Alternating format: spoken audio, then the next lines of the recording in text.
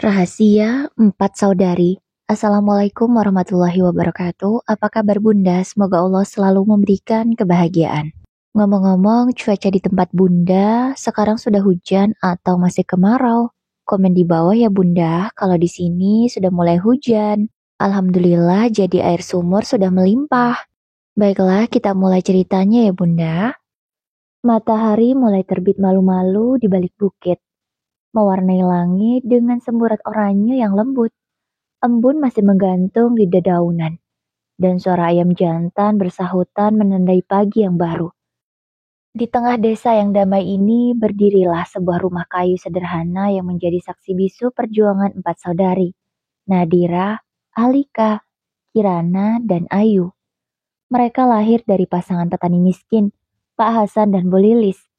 Kehidupan keras dan serba kekurangan telah menempah keempat anak perempuan ini menjadi wanita tangguh. Namun masing-masing memilih jalan hidup yang berbeda saat dewasa. Dan satu hal yang mereka janjikan sejak lama, tak akan pernah melupakan asal-usul mereka. Kalau suatu hari kita sukses, kita harus tetap pulang, biar semua orang tahu, dari tanah ini kita bisa tumbuh tinggi, kata Nadira di malam perpisahan mereka, sebelum semua merantau. Tapi waktu mengubah banyak hal.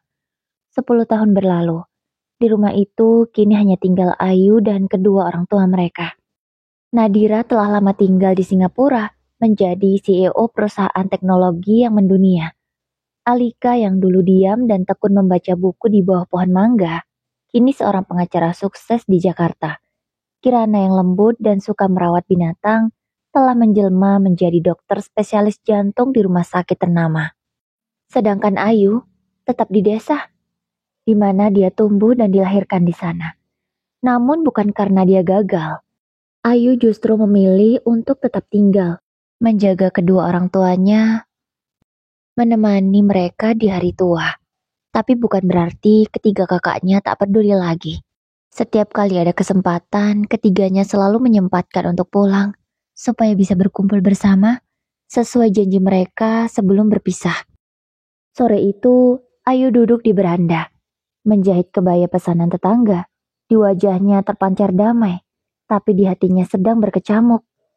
Reza ngelamar kamu yuk, yang anak Pak Lurah itu, tanya Bu Lilis penuh harap sambil menumbuk bumbu di dapur kecil mereka. Ayu tersenyum kecil. Iya Bu, dia serius. Tapi, ucap Ayu menggantung. Tapi apa nak? Tanya Bu Lilis cepat. Ayu menunduk. Reza anak orang terpandang Bu. Keluarganya angkuh dan keras. Mereka menganggap perempuan itu hanya cocok jadi istri penurut, bukan wanita berpendidikan, apalagi dari keluarga seperti kita, jawab Ayu. Bu Lilis menghentikan tumbukannya. Tapi kamu anak perempuan paling baik yang pernah ibu punya, kata Bu Lilis menghibur putrinya, supaya Ayu tak merasa berkecil hati. Ayu menghela napas. Ia tahu, menerima lamaran Reza berarti membuka jalan kehidupan baru, tapi juga berarti menyembunyikan siapa sebenarnya ketiga kakaknya. Reza pernah berkata langsung, aku gak mau punya ipar yang sehebat, kerja di luar negeri, atau jadi wanita karir. Aku mau keluarga yang sederhana. Ucap Reza kala itu dan sampai sekarang masih terngiang-ngiang di pikiran Ayu. Dan Ayu memilih diam. Malam itu ketiga kakaknya menelpon lewat panggilan video. Apa kamu yakin Yu? Ini bukan pernikahan biasa? Tanya Nadira dengan suara tegas seperti biasanya. Aku yakin, tapi kalian semua harus bantu aku. Kita semua harus menyembunyikan siapa kita sebenarnya, jawab Ayu perlahan. Kirana terdiam. Alika memijit pelipisnya. Kalau itu yang terbaik buatmu, kami akan berpura-pura jadi siapa saja, kata Alika akhirnya. Tapi kita harus siap, karena tidak ada rahasia yang benar-benar aman, lanjut Alika lagi. Dan begitulah awal dari semuanya. Awal dari rahasia panjang yang akan menguji cinta, kesetiaan, dan darah yang mengalir di tubuh mereka. 3 bulan kemudian, di desa yang masih sangat asri itu, akan diadakan pesta pernikahan anak pemimpin mereka. Janur kuning, gapura sederhana, dan tenda kecil berhiaskan bunga ikut menyambut hari besar keluarga Pak Hasan, yaitu pernikahan Ayu dan Reza. Ya, Pada akhirnya, Ayu memutuskan untuk menerima lamaran Reza. Dengan didukung oleh ketiga kakaknya dan juga doa restu dari orang tuanya, Ayu mantap untuk menikah dengan Reza. Suara gamelan mengalun lembut, tamu-tamu berdatangan, dan aroma masakan khas desa menggoda hidung siapapun yang melintas. Tapi di balik semua kemeriahan itu, di sebuah kamar kayu yang tak banyak dihias, Ayu duduk di depan cermin. Tangannya gemetar saat memperbaiki sanggulnya sendiri. "Tenang, Yu," bisik Kirana yang duduk di sampingnya dengan setelan kebaya kusam, menyamar sebagai mbak petani dari desa tetangga. Ya, penyamaran mereka dimulai sejak hari itu.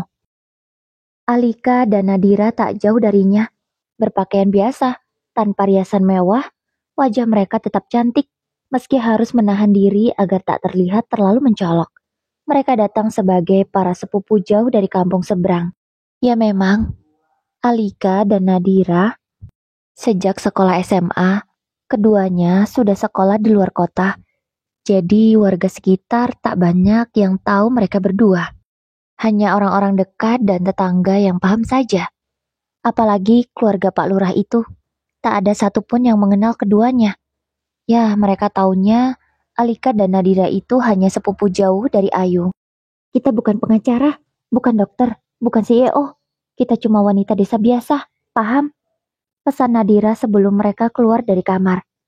Ayu mengangguk, hatinya sesak, tapi ia yakin dengan pilihannya. Sementara itu di pelataran rumah, keluarga besar Reza datang dengan penuh wibawa. Ibunya, Nyonya Sulastri, tampil elegan dengan kebaya brokat biru tua. Langkahnya mantap meski matanya menyapu tajam ke segala arah. "Mana keluarganya Ayu? Siapa saja saudarinya?" tanya Nyonya Sulastri pada Reza. "Cuma 3 perempuan biasa, Bu. Mereka sederhana, tidak kerja, tinggal di kampung, gak neko-neko," ucap Reza menjawab pertanyaan ibunya dengan sangat yakin. Padahal dia tidak tahu apa-apa. Ya, Reza sangat percaya itu. Dan Ayu pun meyakinkannya. Beberapa tamu sempat memandang heran melihat ketiga kakak Ayu yang cantik dan tenang, namun tampak berusaha menundukkan diri. Beberapa ibu-ibu mulai bergosip pelan. "Yang tinggi itu mirip Nadira Anastasia, CEO yang di berita itu ya?" bisik seorang tamu. "Ah, mana mungkin. Yang itu cuma duduk diam aja. Masa iya CEO?" sahut lainnya. Ketiga saudari itu tetap tersenyum, menahan napas menjaga peran. Sore menjelang, pernikahan dilangsungkan hikmat. Ayu dan Reza duduk berdampingan, sah menjadi pasangan suami istri.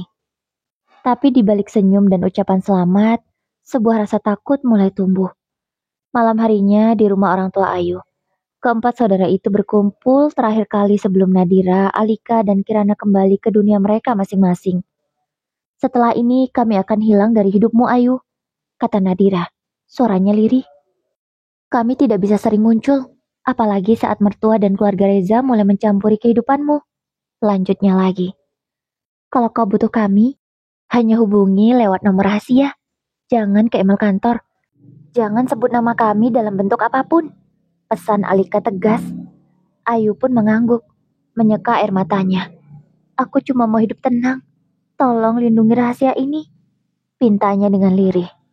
Mereka berpelukan, hening. Hanya air mata yang mengalir dalam diam. Dan saat malam makin larut, 3 wanita luar biasa itu menghilang ke dalam kegelapan, meninggalkan Ayu sendirian dalam permainan sandiwara yang tak bisa sembarang orang mengerti. Dan kebohongan besar itu resmi dimulai.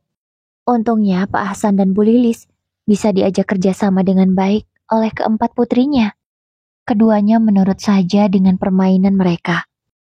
Tak banyak protes, tak juga banyak tanya. Keduanya menurut dan berusaha memahami maksud dari keempat putrinya.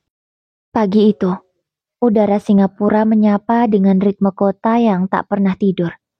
Di balik dinding kaca gedung pencakar langit di pusat bisnis, seorang wanita bertubuh tinggi, menggunakan hijab dan setelan jas yang sangat modern, berdiri membelakangi jendela. Wajahnya serius, matanya fokus menatap layar besar yang menampilkan grafik saham dan jalur pertumbuhan perusahaan. Nadira, CEO dari Arya Satya Global Technology, perusahaan teknologi yang bergerak di bidang kecerdasan buatan dan keamanan digital. Di depan para direktur dan investor asing yang duduk tegak di ruang rapat mewah itu, Nadira berbicara dengan bahasa Inggris fasih, penuh wibawa. Tangannya sesekali menunjuk ke grafik pertumbuhan yang naik tajam. This quarter, we closed at 46% above projection. Congratulations at team. But we're not done yet. Begitulah yang dikatakan Nadira di depan koleganya. Tepuk tangan riuh terdengar. Namun setelah pertemuan selesai, saat para kolega menawarinya makan malam di Marina Bay, Nadira menolak halus. Maaf, aku harus pulang ke apartemen. Ada panggilan penting dari... Ucapannya sempat terhenti namun dilanjutkan. Keluargaku di desa, katanya sambil tersenyum kecil. Beberapa koleganya terheran-heran. Nadira wanita kuat, pintar dan visioner itu pulang bukan untuk investor, bukan untuk media, tapi untuk urusan kampung. Malam itu Nadira duduk sendiri di balkon apartemen mewahnya. Secangkir teh melati mengepul di tangannya. Di layar ponsel, foto pernikahan Ayu terpampang jelas. Wajah Ayu terlihat bahagia, tapi matanya menyimpan sesuatu. Tekanan? Rasa takut? Mungkin saja. Nadira menghela napas. Dia tahu, permainan mereka baru saja dimulai. Ayu kini tinggal di rumah keluarga Reza. Keluarga yang menjunjung tinggi citra, garis keturunan dan kesopanan yang mereka tafsirkan sempit. Dan yang lebih buruk, keluarga Reza membenci wanita karir. Bagaimana jika suatu hari identitas asli Nadira terbongkar? Bagaimana jika media tahu bahwa Ayu adalah adik kandung dari salah satu wanita paling berpengaruh di Asia Tenggara? Nadira hanya bisa menggelengkan kepalanya. Suara notifikasi masuk. Alika mengirim pesan singkat. Kau lihat sorotan media lokal hari ini? Aku terlibat dalam kasus korporat besar. Jangan sampai nyambung ke Ayu. Nadira menjawab cepat. Aku akan kerahkan tim IT-ku. Kita bersihkan semua jejak digital. Jangan sampai satu berita pun sampai ke tangan ibu mertua Ayu. Ia lalu mengetik lagi. Kali ini ke Kirana. Kau hati-hati. Klinikmu makin ramai diliput. Jangan sampai mereka curiga ke satu darah. Tulis Nadira untuk Kirana. Tak lama kemudian, Ayu mengirim pesan pribadi. Kak, mertuaku mau berkunjung ke rumah orang tua minggu depan. Mereka ingin bertemu keluarga besar. Aku takut, Kak. Tulis Ayu. Nadira menatap pesan itu lama. Jemarinya mengetik perlahan. Tenang, kalau harus datang, kami akan kembali jadi perempuan desa biasa. Tapi kalau bisa, cegah itu yuk. Kita belum siap. Balas Nadira. Di dalam dirinya, Nadira bertarung antara dua dunia. Dunia bisnis yang membentuk dirinya jadi pemimpin hebat. Dan dunia keluarga yang mengikatnya dengan rahasia dan kebohongan. Dan di tengah semua itu, satu hal yang tak berubah. Cinta pada adik bungsunya, Ayu. Apapun resikonya, Nadira siap melindungi adiknya. Tapi ia juga tahu, tak selamanya topeng bisa terus dipakai. Kebimbangan menyelimuti hati Nadira. Namun semua sudah kadung berjalan. Lanjutkan saja sekalian. Di lantai 19 gedung kantor hukum ternama Jakarta, Alika, Arya Satya, duduk di balik meja kayu mahoni besar. Tumpukan berkas hukum, map kasus klien VIP, dan laptop terbuka dengan puluhan email menumpuk. Di balik jendela kaca, suara hiruk-pikuk Jakarta terdengar sayup. Tapi pikirannya sedang jauh melayang ke desa di mana dia dilahirkan. Maaf Bu Alika, sidang besar klien pertambangan di PN Jakarta Pusat dijadwalkan ulang ke minggu depan. Ujar asistennya sambil menyerahkan dokumen. Alika mengangguk tanpa melihat. Baik, dan tolong sampaikan ke Pak Wira. Saya hanya bisa bicara via Zoom untuk kasus itu. Saya sedang tidak ingin muncul di media. Ucap Alika. Asistennya pun mengangguk, bingung dan keluar. Sejenak, Alika menutup laptop dan berdiri. Ia membuka brankas kecil di dinding dan mengeluarkan sebuah kotak kayu tua. Di dalamnya ada bros berbentuk bunga melati. Sederhana, tapi penuh kenangan. Bros itu hadiah dari Ayu saat Alika berhasil menyelesaikan studi hukumnya. Saat itu mereka masih tinggal di rumah kayu desa. dan semua saudari saling berjanji untuk saling jaga, tak peduli sejauh apa mereka terbang. Alika menarik napas dalam. Kehidupan sebagai pengacara top penuh tekanan dan sorotan media. Setiap langkahnya bisa menjadi berita utama. Tapi kini semua pencapaian itu harus ia sembunyikan demi satu hal, perlindungan bagi Ayu. Sore itu, Alika mendatangi salah satu sidang tertutup untuk kasus korporasi besar. Ia masuk lewat pintu belakang pengadilan, menghindari wartawan. Di sela istirahat, ia menerima panggilan dari Ayu. Kak, mertua mau datang ke rumah orang tua kita. Mereka bawa paman dari kota juga, yang katanya pengacara senior.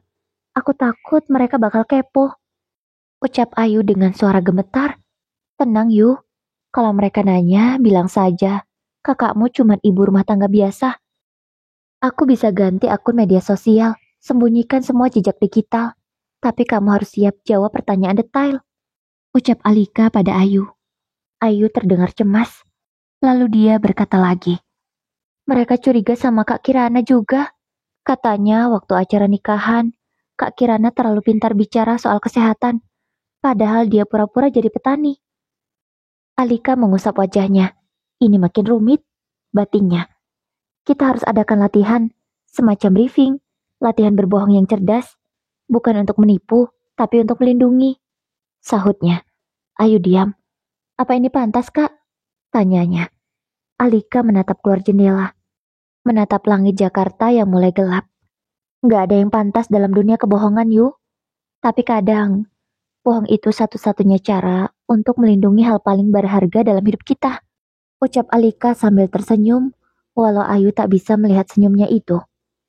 Malam itu, Alika kembali ke apartemennya dan mulai menghapus jejak digital, mengganti nama akun, menghapus artikel online, bahkan menghubungi wartawan yang ia kenal untuk menurunkan profilnya dari daftar 10 pengacara wanita terkemuka. Bagi dunia, Alika mungkin pengacara tajam yang ditakuti lawan. Tapi bagi adiknya, ia hanya seorang kakak yang tak ingin Ayu dihancurkan oleh dunia yang kejam. Dan seperti Nadira, ia tahu apa yang dilakukannya ini suatu hari pasti akan terbongkar. Namun demi adiknya, konsekuensi itu sudah siap dia terima. Di sebuah rumah sakit internasional di Bandung, ruangan VIP 709 dipenuhi alat canggih, bau antiseptik, dan kesunyian yang anggun. Kirana Arya Satya mengenakan jas putih dan masker, berdiri di samping tempat tidur pasien dengan catatan medis di tangan. Tekanan darahnya mulai stabil. Kita pertahankan dosis yang sama. Tapi mohon jangan izinkan keluarga membawa makanan luar dulu ya, katanya pelan pada perawat. Suaranya lembut, matanya tajam, penuh perhatian. Para perawat diam-diam mengagumi sosok dokter spesialis jantung ini. Cerdas, rendah hati, dan selalu hadir saat pasien butuh. Namun di balik profesionalitasnya, Kirana menyimpan peran lain, yaitu menjadi petani sayur dari desa kecil. Itulah identitas palsu yang ia kenakan setiap kali berurusan dengan keluarga Reza, suami Ayu. Sore itu, di ruang istirahat rumah sakit, Kirana membuka pesan suara dari Ayu. Kak, besok Mama Reza ngajak aku ke pengajian keluarga besar. Mereka mau aku kenalin kakak-kakak. Aku takut ketahuan. Mereka punya tante dokter juga, Kak. Kirana menutup mata, bersandar di sofa. Dia tahu permainan ini makin berbahaya. Jika seorang dokter senior berbincang dengannya dan sedikit saja ia terpancing membahas istilah medis, rahasianya bisa runtuh. Ia membalas dengan suara pelan. Oke, kalau memang gak bisa dihindari, aku akan datang. Tapi aku akan pakai baju paling sederhana. Kita latihan jawab-jawaban nanti malam. Jangan biarkan mereka terlalu dekat denganku. Ayu membalas cepat. Mereka orang pintar, Kak. Punya akses info juga. Kirana pun membalas cepat pesan adiknya. Makanya, kita harus lebih pintar. Malam itu, sepulang dari rumah sakit, Kirana mengganti jas dokternya dengan daster kumal dan sandal jepit. Ia berdiri di depan cermin apartemen kecilnya dan mulai latihan berbicara seperti wanita desa. Aku cuma bantu-bantu panen daun singkong. Gak ngerti ini itu soal penyakit. Kalau ada yang demam mah dikasih air jahe aja.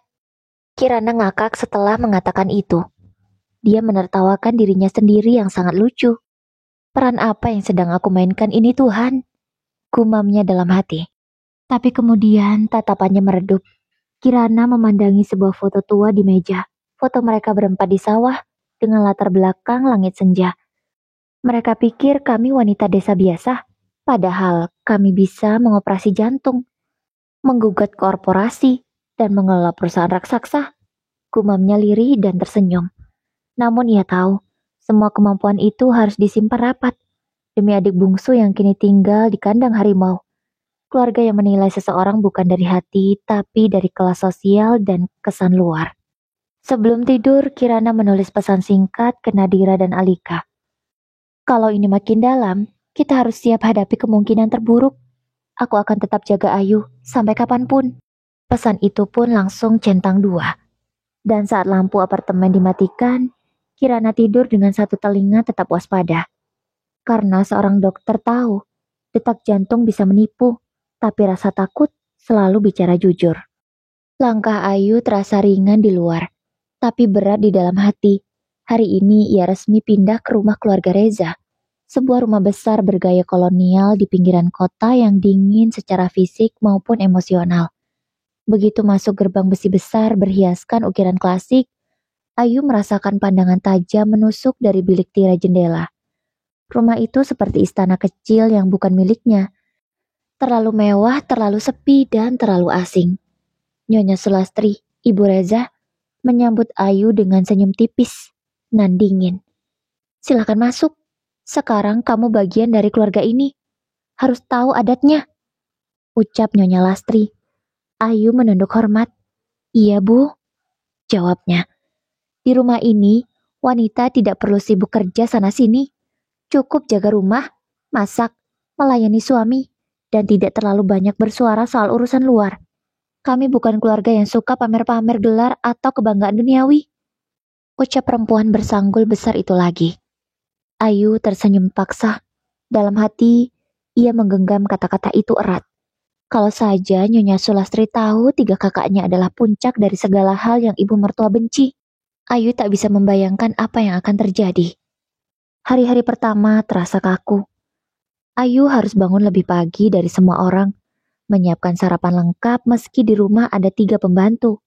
Nyonya Sulastri percaya, menantu perempuan harus belajar dari dasar, harus tahu posisi, dan Ayu menerima semuanya dengan diam. Setiap gerak-geriknya diperhatikan. Bahkan saat ia mengirim pesan singkat ke Nadira atau Kirana, ia harus sembunyi-sembunyi di kamar mandi atau loteng kecil tempat menyimpan kain bekas. Reza sendiri bersikap baik, tapi dingin. Ia menganggap rumah tangga itu seperti struktur, rapi, teratur, tidak perlu terlalu banyak cinta, asal berfungsi.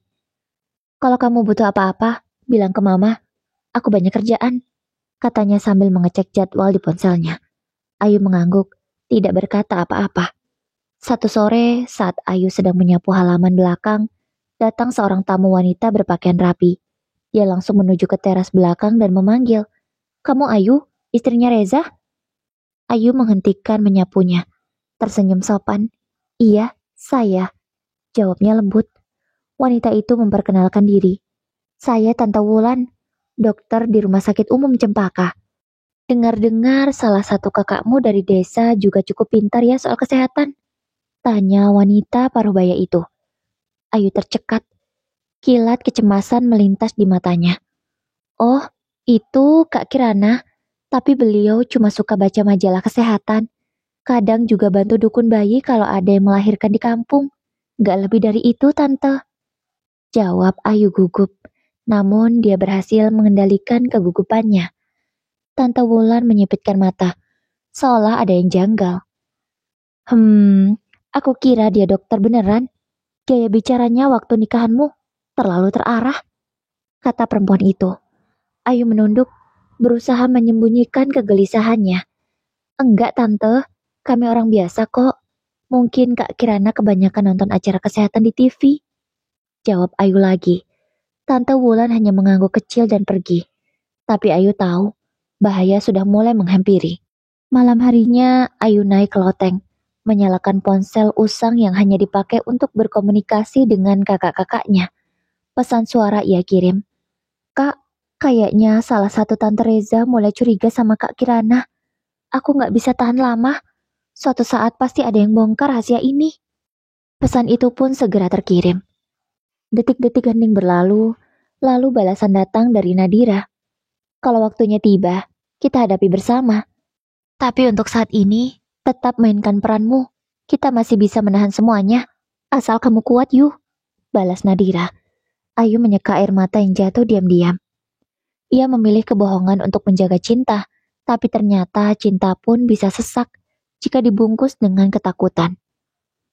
3 minggu sudah Ayu tinggal di rumah keluarga Reza.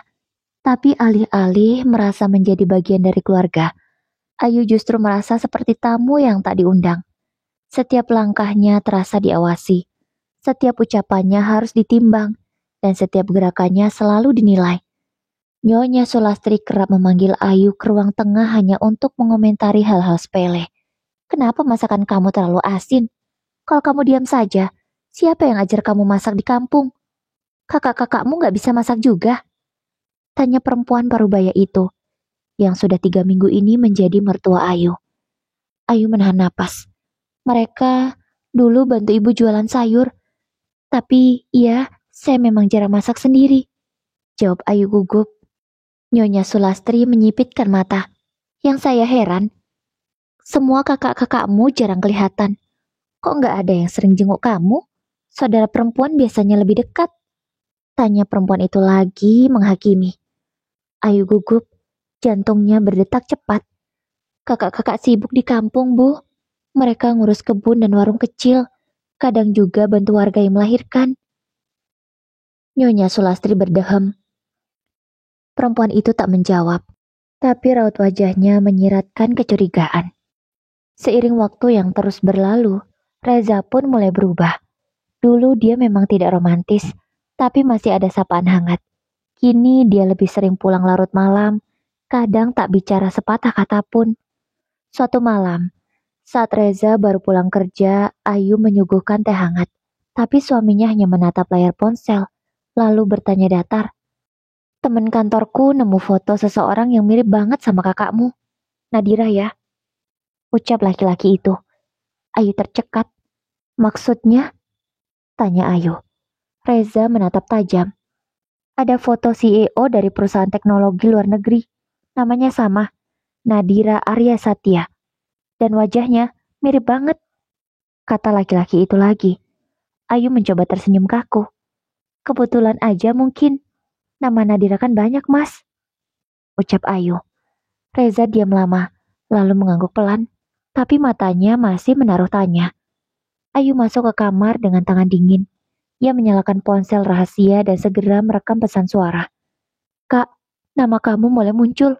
Reza curiga. Aku takut. Pesan itu segera terkirim. Nadira langsung membalas.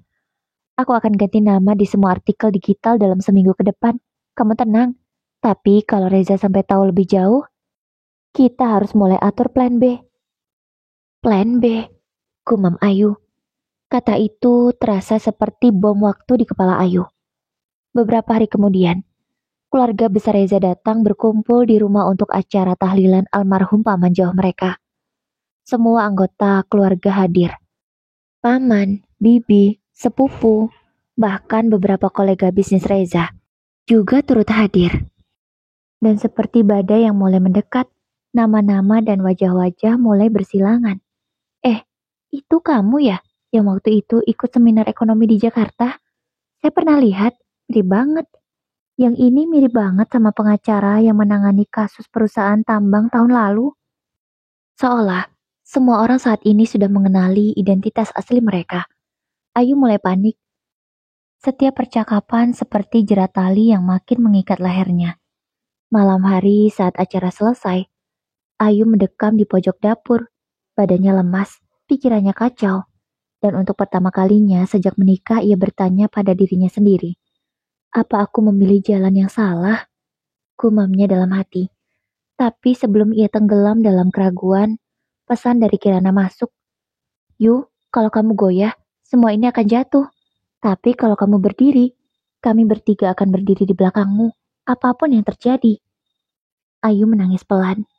Dalam diamnya, ia menguatkan hati, karena satu hal yang masih ia miliki, yang lebih besar dari ketakutan dan kebohongan, adalah ini. Cinta tanpa syarat dari ketiga saudari yang tak pernah meninggalkannya. Ayu duduk gugup di kursi belakang mobil keluarga.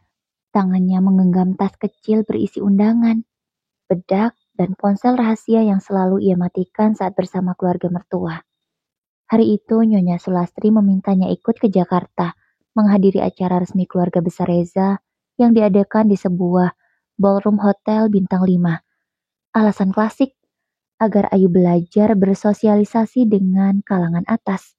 Ayu menurut, walau hatinya menolak, sebab Jakarta adalah tanah para kakaknya. Dan semakin dekat ia ke kota itu, semakin tipis batas antara sandiwara dan kenyataan. Ballroom Hotel Aruna dipenuhi tamu-tamu elegan. Musik jazz lembut mengalun, lampu kristal bergemerlapan, dan para pria dan wanita berbaju mahal saling bertegur sapa.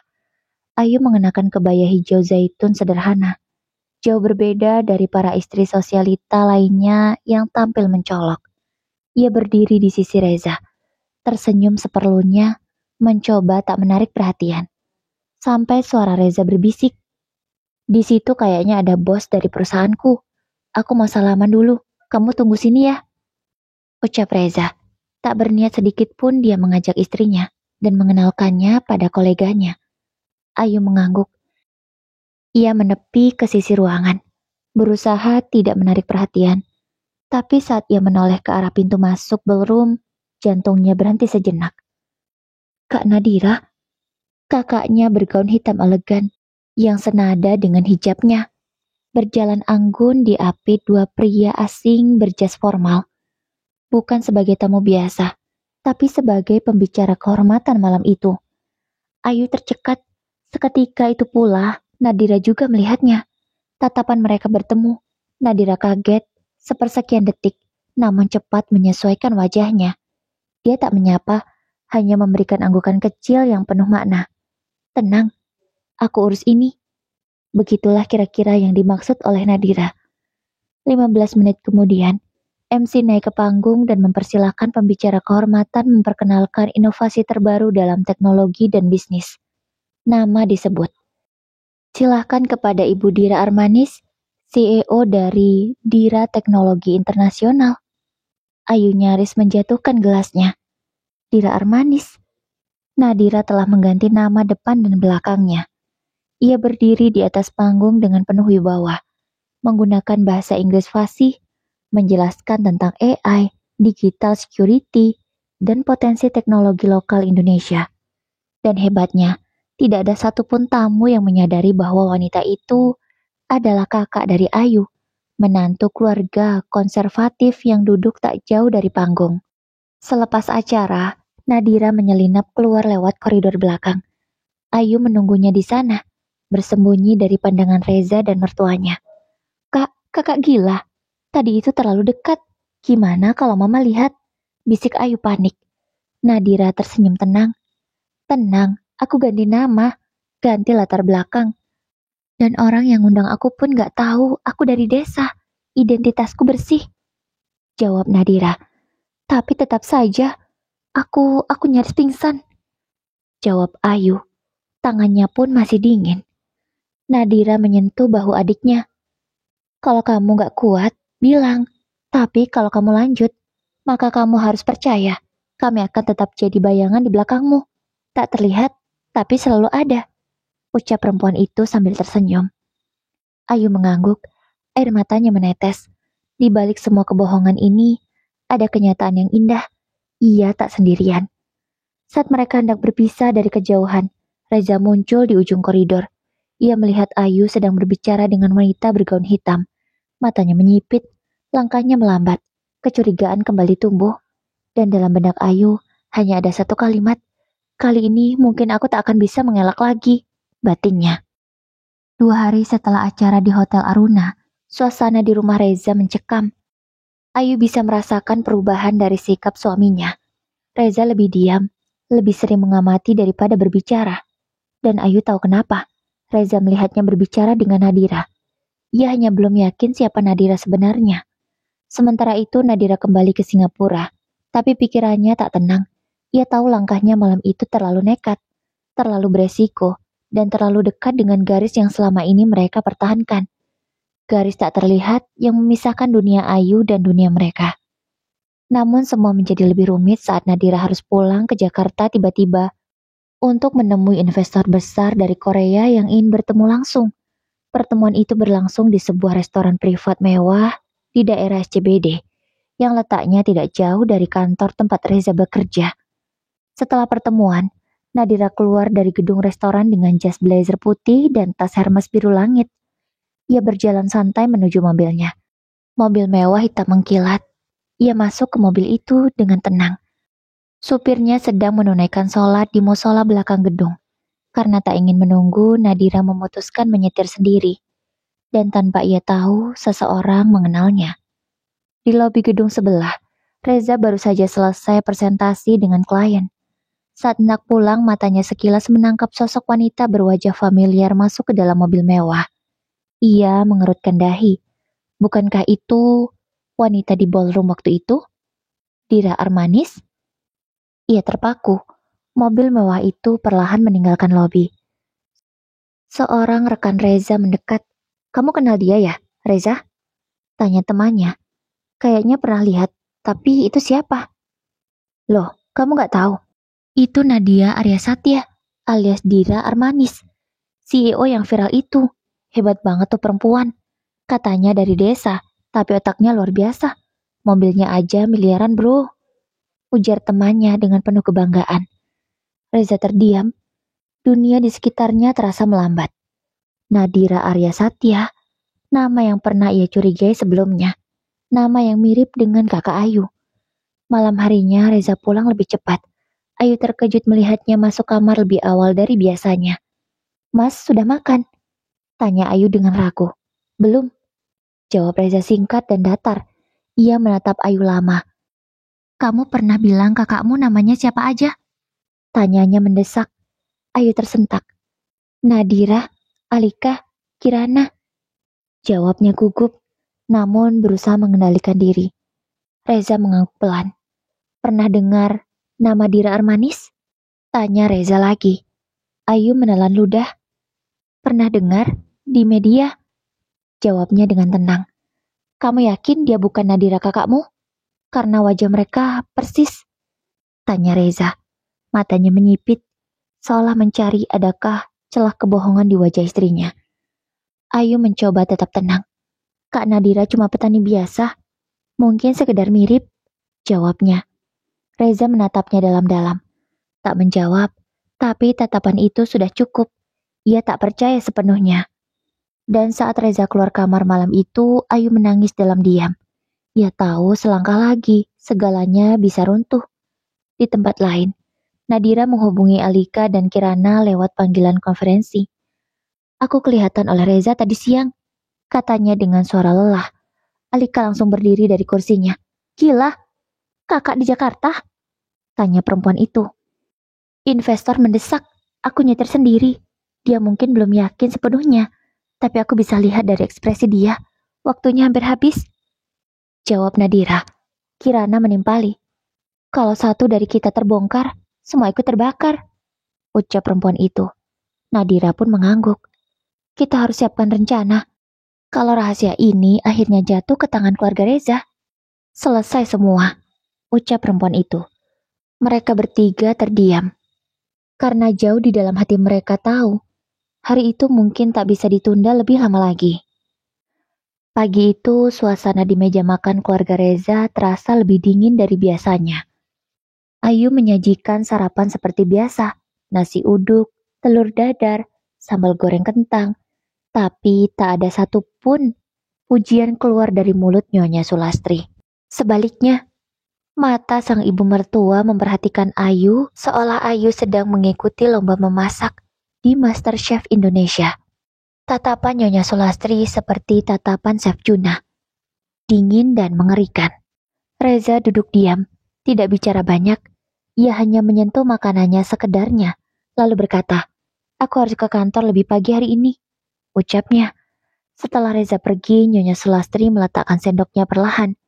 Ia menyeka bibirnya dengan serbet, lalu menatap Ayu lurus-lurus. "Kamu tahu, Ayu, saya ini bukan orang bodoh." Ayu tersentak. "Maksudnya, Bu?" tanya Ayu gugup. "Kamu pikir saya nggak bisa bedakan mana perempuan desa biasa dan mana yang terlatih menyembunyikan sesuatu?"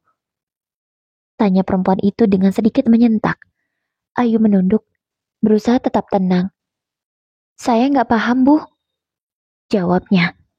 Nyonya Sulastri berdiri, berjalan mengelilingi meja makan.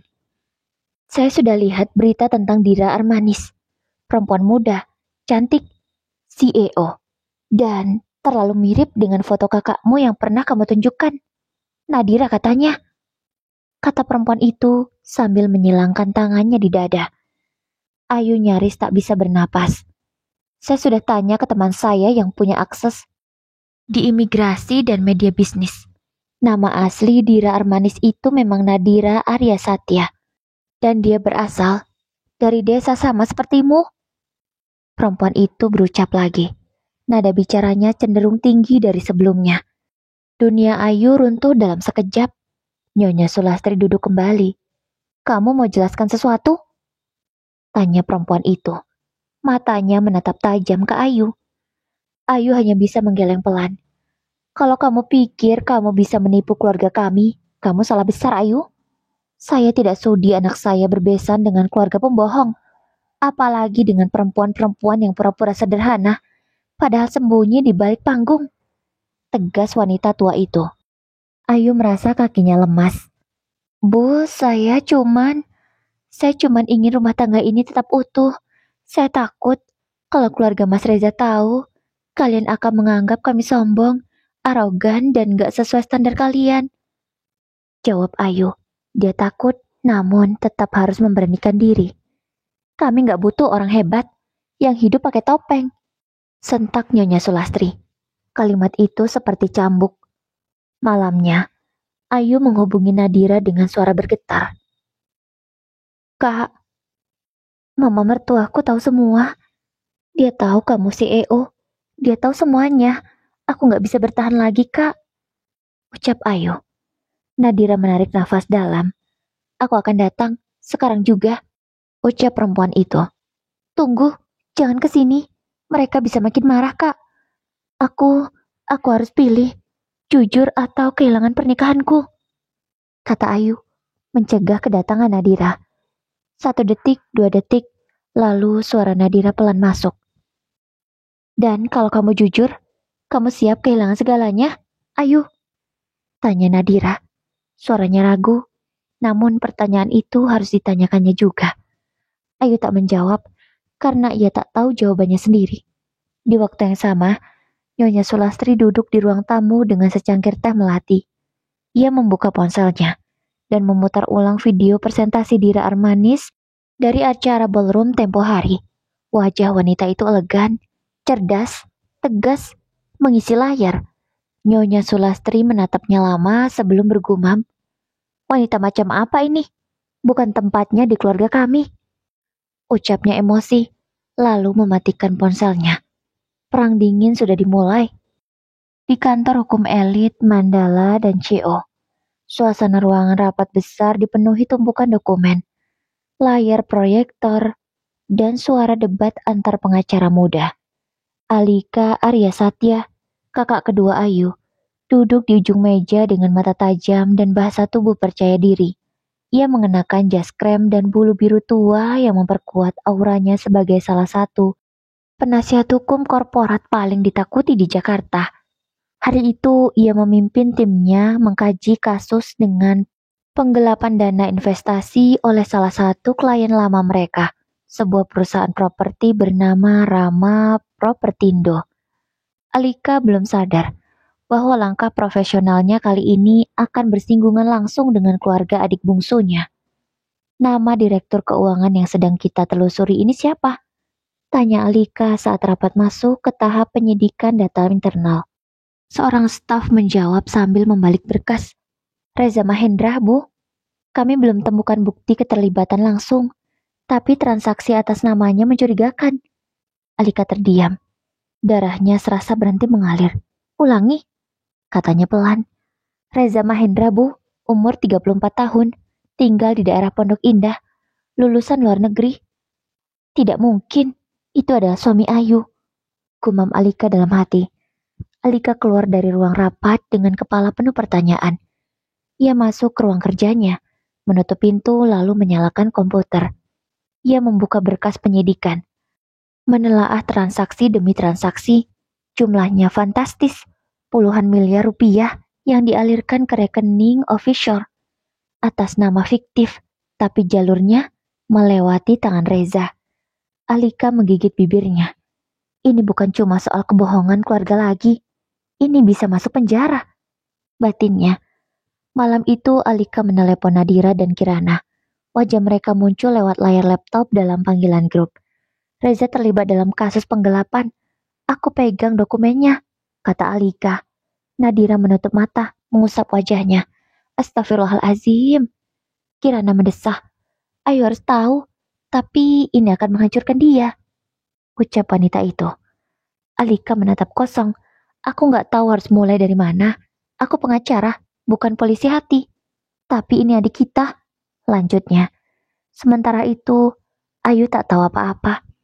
Ia sedang mencoba memperbaiki hubungan dengan Reza yang semakin dingin. Ia memasakkan makanan kesukaannya, menyiapkan teh malam hari, bahkan bersedia menuruti permintaan mertuanya untuk ikut pengajian komunitas. Namun semua itu seperti tak terlihat. Reza hanya sibuk dengan ponselnya, dan saat Ayu mendekat, ia malah menghindar. Mas, kita bisa bicara sebentar? Tanya Ayu. Reza menoleh tanpa senyum. Kalau soal kakak-kakakmu, aku sudah tahu semuanya. Tinggal aku cari tahu kamu bohong karena takut, atau memang karena kamu bagian dari kebohongan. Sahut pria itu. Ayu menahan napas. Aku cuma takut kamu gak bisa menerima. Reza berdiri. Aku lebih benci dibohongi daripada dibenci karena tahu yang sebenarnya. Ucap laki-laki itu dengan tegas. Matanya menyala, memerah, seperti hendak menerkam Ayu. Kalimat itu membekas. Ayu duduk kembali, tubuhnya bergetar. Di sisi lain kota, Alika menatap layar komputernya. Jari-jarinya bergerak membuka satu file terakhir, data lengkap kronologi transaksi. Ia tak ingin percaya. Tapi bukti-bukti itu menjerat nama Reza Mahendra di tengah skema korupsi skala besar. Dan kini ia harus memilih, menjaga rahasia adiknya atau menegakkan hukum yang selama ini jadi prinsip hidupnya. Kebingungan berputar di kepala Alika. Malam itu rumah terasa sepi meski lampu-lampu masih menyala. Ayu berdiri di depan meja kerja Reza. Tangannya gemetar saat memegang flash disk hitam kecil yang baru saja ia temukan. Tersembunyi di balik rak buku, terjepit di sela novel-novel bisnis milik suaminya. Biasanya, ia tak akan membuka barang milik Reza tanpa izin, tapi hati Ayu sudah penuh luka, penuh tanya, dan penuh rasa curiga yang tak lagi bisa ia bendung. Ia colokkan flash disk itu ke laptop pribadinya. Tak ada sandi, isinya hanya satu folder bernama Private Project. Ayu mengkliknya. Matanya menatap lembar demi lembar laporan keuangan, tabel transfer, dan data transaksi dengan nama perusahaan Rama Propertindo di headernya. Ada satu file dengan catatan memo internal, ditulis oleh tangan Reza sendiri. Pengalihan dana tahap 2 melalui rekening BVI, konfirmasi atas nama PT Nusa Global. Saya setuju. Ayu semakin sesak nafas. Ia bukan lulusan hukum atau keuangan, tapi ia tahu ini salah, ini ilegal. Dan nama suaminya Reza Mahendra terpampang di setiap halaman transaksi. Tak kuat berdiri, Ayu terduduk di lantai, memegangi perutnya yang terasa mual. Mas Reza, selama ini kamu bukan cuma menyembunyikan kecurigaan padaku, tapi kamu juga menyembunyikan kejahatanmu sendiri. Gumamnya. Ia menangis dalam diam.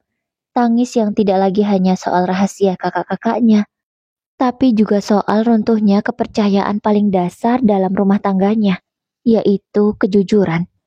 Esok paginya, Ayu datang ke rumah Kirana, sang kakak ketiga yang dikenal sebagai paling tenang dan penuh strategi.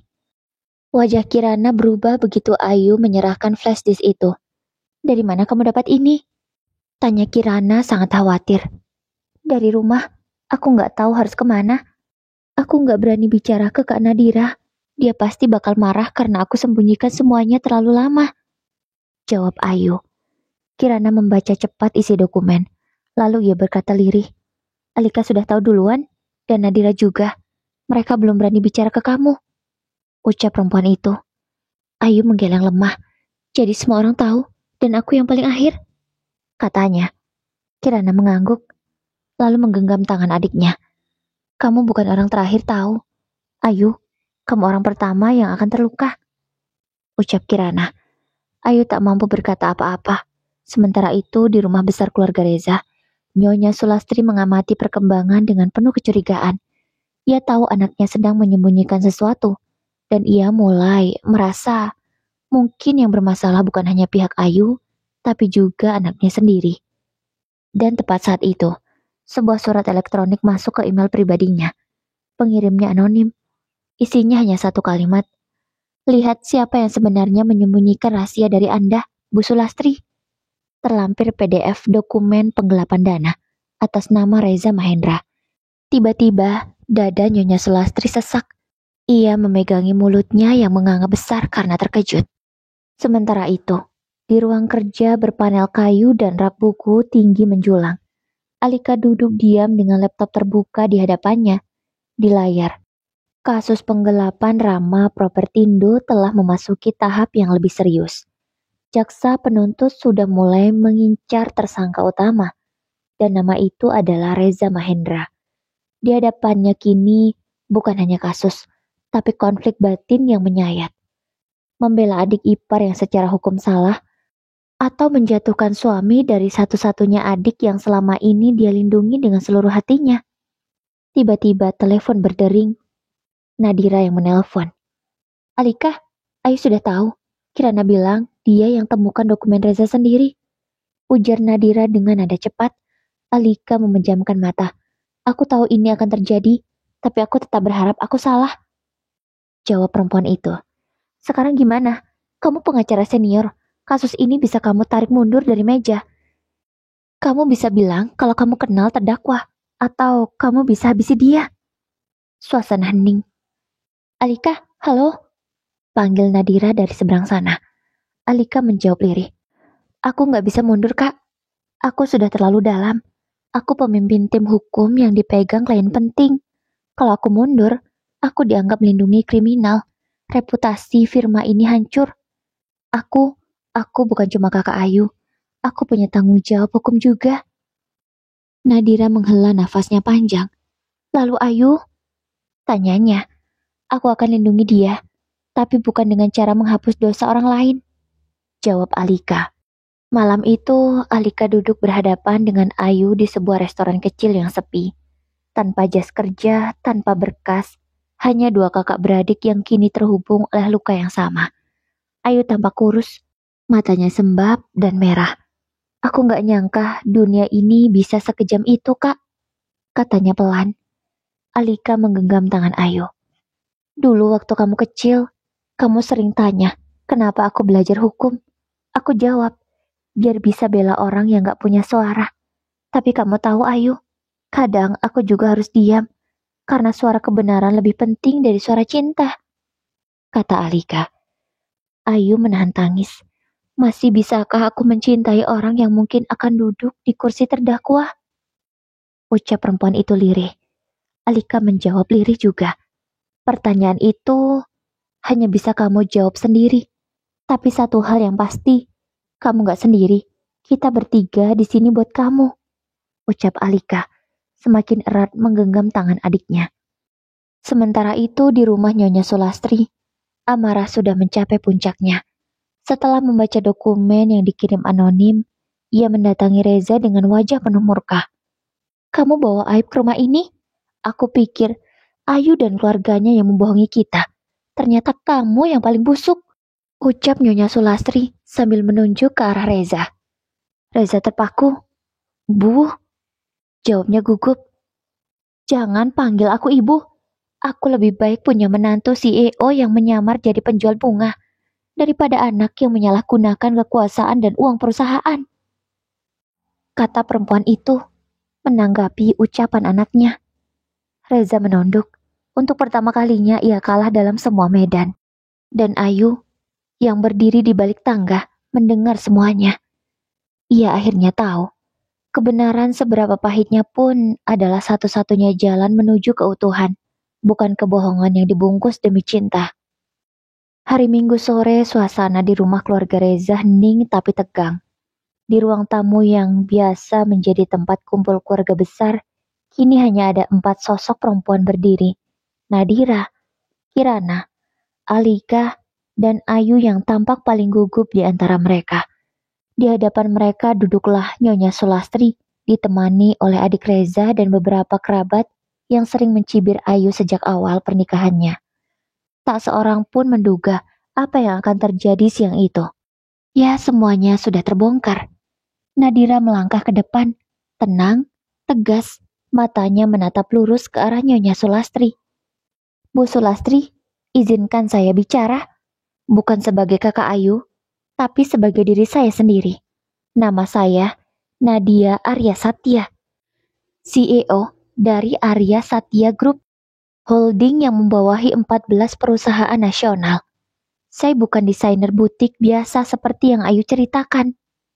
Ucap perempuan itu dengan percaya diri. Terdengar helaan napas kaget dari beberapa orang, tapi Nadira belum selesai.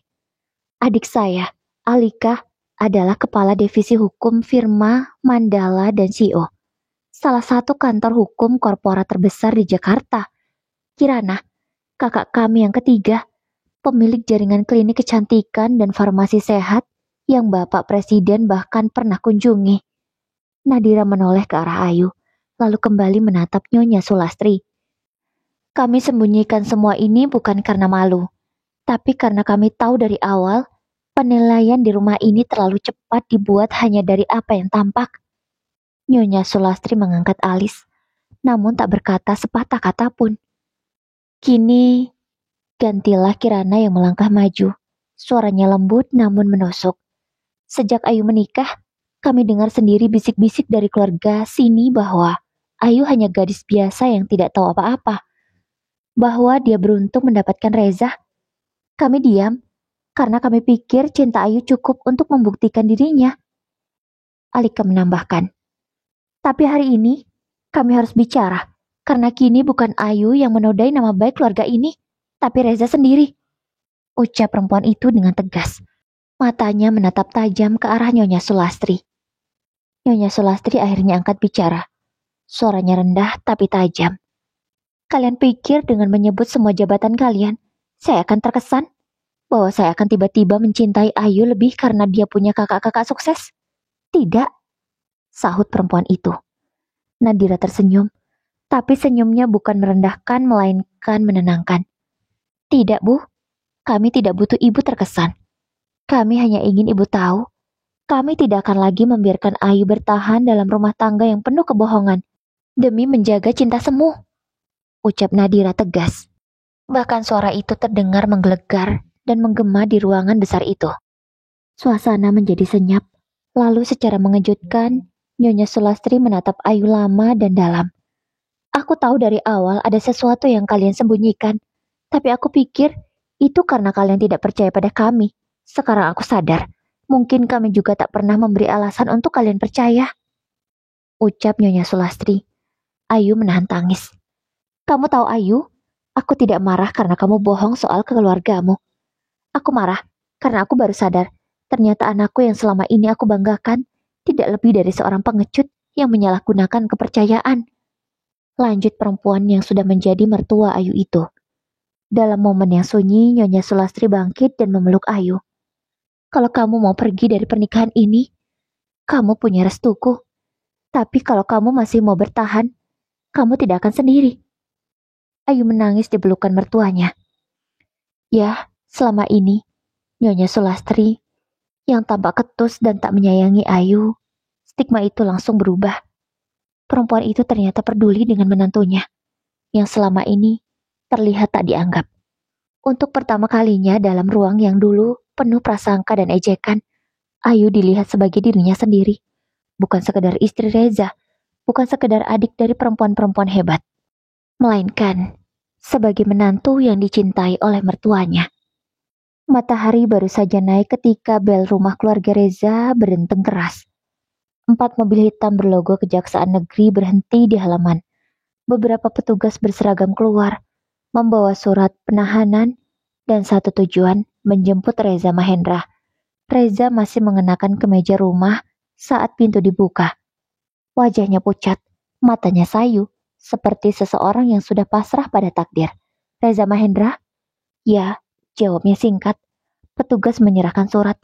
Anda ditetapkan sebagai tersangka atas kasus penggelapan dan pencucian uang perusahaan Rama Propertindo. Kami mohon kerjasama Anda. Nyonya Sulastri menangis di balik pintu. Ayu berdiri di sisi tangga, diam dan membeku.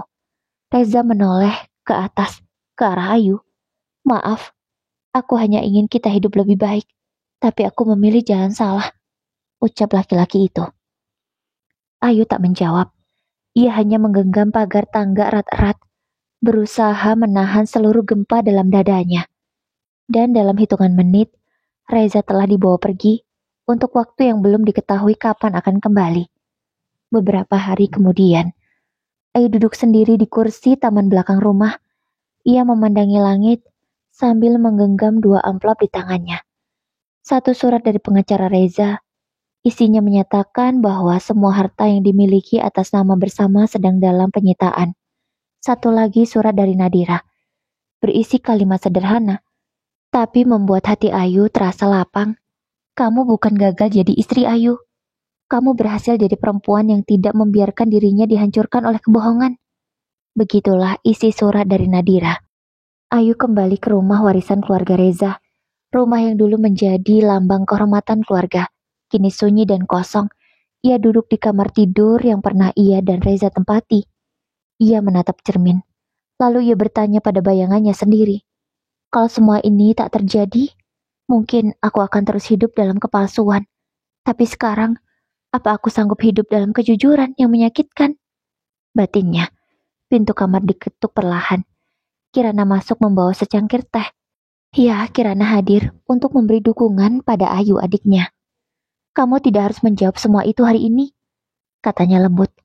Ayu menatap kakaknya. Kadang aku benci bahwa kalian semua terlalu hebat dan aku terlalu biasa, sahut Ayu. Kirana tersenyum. Kamu bukan biasa, Yu. Kamu kuat. Itu sesuatu yang gak bisa dibeli oleh jabatan, gelar, atau kekayaan. Ayu menunduk. Air matanya jatuh ke dalam teh. Lalu, kenapa aku masih merasa kosong? Ucap wanita itu lirih. Kirana menggenggam bahunya. Karena kamu baru saja kehilangan bagian yang selama ini kamu pertahankan sepenuh hati. Tapi percayalah, kehilangan itu kadang perlu agar kita bisa membuka ruang untuk hal yang lebih sehat. Perempuan itu tersenyum lagi ke adiknya. Di kejauhan, Nadira dan Alika berdiri di halaman depan. Mereka diam, tapi dalam diam itu ada tekad. Mereka akan membangun ulang hidup Ayu dengan atau tanpa Reza. Dan Ayu pun sadar. Aku tidak lagi hidup untuk menyembunyikan siapa kakak-kakakku. Kini aku hidup untuk menunjukkan siapa sebenarnya diriku. Gumam Ayu. Ya, semangatnya sudah mulai bangkit. 3 hari setelah penahanan Reza, berita itu tak hanya jadi tajuk utama dunia hukum, tapi juga menyeret nama besar Arya Satya Group. Ipar dari Reza Mahendra ternyata CEO raksasa industri. Nadira Arya Satya terlibat. Begitulah salah satu bunyi judul berita terkini. Keluarga mertua Reza ternyata konglomerat. Ada yang disembunyikan. Ada lagi judul lainnya. 4 saudari ini tutupi identitasnya selama bertahun-tahun. Ada apa dengan keluarga Arya Satya? Ada lagi judul lainnya. Setiap hari, mobil media parkir di luar kantor Nadira. Wartawan membuntuti Kirana hingga ke klinik. Alika diminta wawancara live oleh stasiun berita. Dan Ayu, yang tadinya tidak dikenal, kini jadi sorotan nasional. Bukan karena prestasi, tapi karena istri dari tersangka. Nadira duduk di ruang rapat utama Arya Satya Group bersama tim PR dan penasihat hukum. Beri saya semua potensi lubang yang bisa dipelintir media, ujarnya tegas. Netizen sudah mulai gali-gali masa lalu keluarga kita, terutama soal bapak. Banyak yang ingat kasus pajak dia dulu pernah viral 10 tahun lalu. Jawab Alika. Nadira menegang. Walau semua itu terbukti fitnah, namun bisa saja orang memelintirkan informasi dan menjadikannya itu senjata untuk menghancurkan mereka. Alika, Nadira, dan Kirana tampak berpikir keras apa yang harus mereka lakukan. Di rumah Ayu, kehebohan berita membuat telepon rumah dan ponsel tak berhenti berdering. Ayu bahkan pernah diikuti oleh jurnalis ke minimarket. Ia menutup diri, bahkan untuk sekedar membuka tirai jendela. Sampai suatu siang Nadira datang dengan membawa laptop. "Yuk, kamu harus lihat ini," ucapnya. Di layar, video berdurasi 2 menit sedang viral di media sosial. Istri Reza Mahendra, ternyata adik CEO ternama, dan kini bangkit jadi pebisnis floris. Diiringi gambar, Ayu merangkai bunga, melayani pelanggan dengan senyum tulus. "Siapa yang buat ini?" tanya Ayu pelan. Nadira tersenyum. "Kirana. Dia minta temannya dari agensi konten bantu angkat kisah kamu. Dari sisi yang kamu gak lihat, bahwa kamu kuat dan layak dihargai. Bukan karena kakak-kakakmu, tapi karena kamu sendiri." Ayu menahan tangis. Untuk pertama kalinya, media memberitakannya bukan sebagai bayangan kakaknya atau istri seorang penjahat, tapi sebagai dirinya sendiri. Seiring berjalannya waktu, keadaan semakin membaik. Kasus Reza Mahendra sudah berjalan sebagaimana mestinya. Dan setelah berpikir cukup panjang, seorang Ayu memutuskan untuk menggugat cerai suaminya. Ya, bukan tak ingin menemani suaminya saat susah, tapi Ayu memilih untuk pergi dari kehidupan yang semu ini. Sudah cukup dia bersabar, sudah cukup dia bertahan. Melalui bantuan kakaknya Alika, Ayu mengurus semuanya. Dibantu oleh saudara-saudaranya, Ayu bangkit. Nadira memberi modal yang sangat besar untuk adik bungsunya. Ayu langsung membuka butik sekaligus toko bunga. Ya, Ayu memang suka menjahit. Ditambah dia juga pandai memasangkan payet. Kebaya bahkan gaun hasil karya Ayu sangat diminati banyak orang. Harga yang mahal pun tak jadi masalah bagi mereka. Yang penting hasilnya sesuai ekspektasi. Pak Hasan dan Bu Lilis yang sudah mengetahui semua ini hanya bisa mendukung keempat putrinya, mendoakan yang terbaik untuk mereka, dan mendukung penuh keputusan Ayu untuk berpisah. Yang selama ini mereka takutkan tentang berita buruk yang akan menghancurkan nama baik ayahnya sudah berhasil ditepis. Semua fitnah itu bisa dibantah karena bukti yang sangat kuat mereka miliki. Nama baik keluarga itu mulai kembali. Saat ini Ayu fokus menikmati kesibukannya menjadi pemilik butik sekaligus toko bunga. Sementara Nadira, dia sudah menemukan jodohnya. Seorang pria yang sama, usahanya sama seperti miliknya, yang berawal dari kerjasama berubah menjadi cinta. Kalau Alika, dia memang sudah menikah, namun karena kesibukan suaminya harus bolak-balik luar negeri, jadi sementara waktu dia sering LDRan. Sementara itu Kirana sendiri, dia juga sudah menikah dengan laki-laki yang memiliki profesi yang sama seperti dirinya. Pak Hasan dan Bu Lilis hanya bisa tersenyum melihat keempat putrinya yang sama-sama sukses dan menemukan jati dirinya masing-masing. Walau mereka sibuk dengan bermacam kegiatan, tapi tak pernah lupa dengan kedua orang tuanya. Selalu pulang di saat ada kesempatan, berkumpul bersama, makan bersama, walau hanya dengan rebus daun singkong dan sambal terasi. Okelah Bunda, semoga kisah ini bisa menjadi pelajaran dan diambil hikmahnya. Wassalamualaikum warahmatullahi wabarakatuh.